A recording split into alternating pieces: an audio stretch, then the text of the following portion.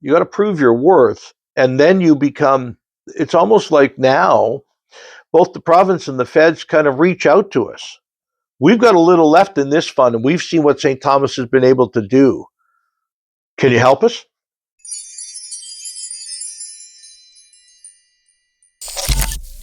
The success of the City of St. Thomas in their efforts to address homelessness is fully based on promoting various levels of housing. Nothing happens without the necessary funding from other levels of government.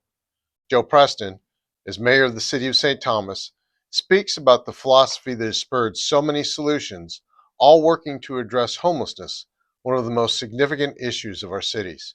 Have a listen. So the thing that many of the communities that we've been involved with have said is, that's great, you're giving out piles of money. Where are the piles of money coming from? Well, most of it has been readily available out there at the provincial and federal level. It's tapping into it, right? The other thing is you've got to prove your value. You got to prove your worth, and then you become.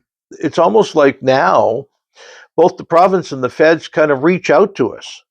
We've got a little left in this fund, and we've seen what St. Thomas has been able to do. Can you help us? Yes.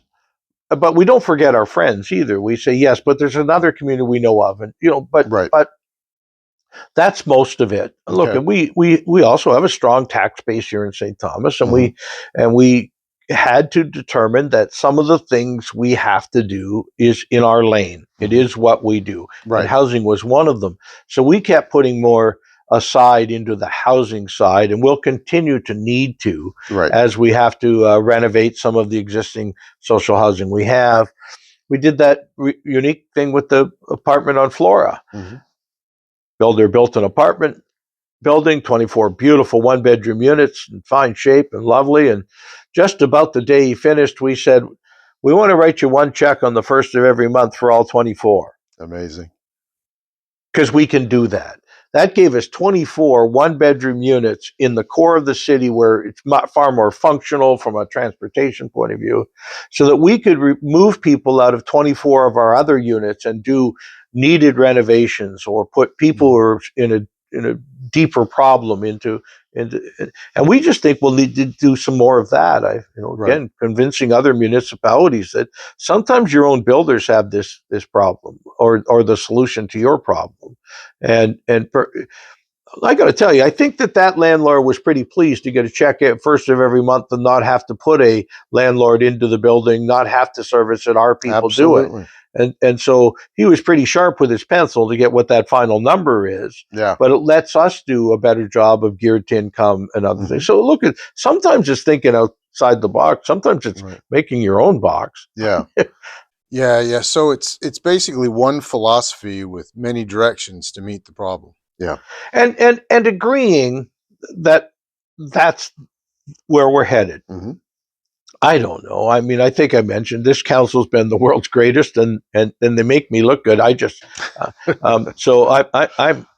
But eventually things change, and eventually, what should the next big thing? And we've got a few things we'd love to do in this city. Tomorrow, we'd love to build a very large recreational complex with a pool in it. We just would love to do it. Right. We're a couple of years away from getting the types of tax dollars we might get out of a couple of large industries, and that will really help. But almost nobody builds that type of complex without help from the federal and provincial government at the same time, under a different tranche of money. So we're preparing the route towards that. So it's not immediate. It can't be done tomorrow, but it can be done. Right. Yeah. But there's a continuum of housing that we have to supply or ensure that it gets built as a city. We don't build much. Yeah. So we just participate. Yeah. When Eastwood came to us and said, we want to do this, 85 units, it's deeply affordable. We said, we don't build really well. How about we give you a pile of money? Yeah. And we help you do the project cheaper, faster, and we connect you with some of the federal and provincial money that we know is out there, and we can be part of that. And from that, maybe we'll get some of the doors to put some of our people in, and that's and nice. So it works. Yeah, I'd rather play that role. I'd rather be let someone else be successful. Or I mentioned my friend Doug Terry and what he's done with Tiny Hope and what the YWCA did in putting that all together too. It doesn't have to always be a city project. We contribute. We'll be there to make sure it's going to happen in our city. Yes, let's go. Right.